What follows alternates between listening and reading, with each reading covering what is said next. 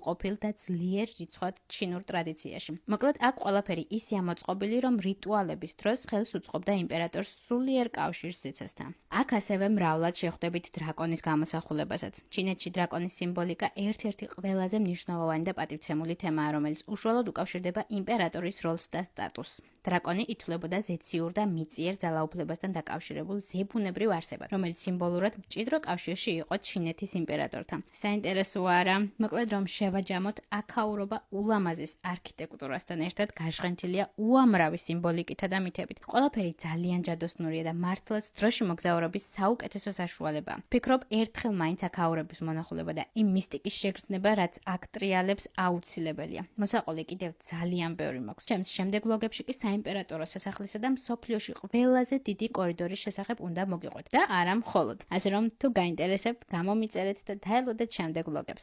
აპატროებით!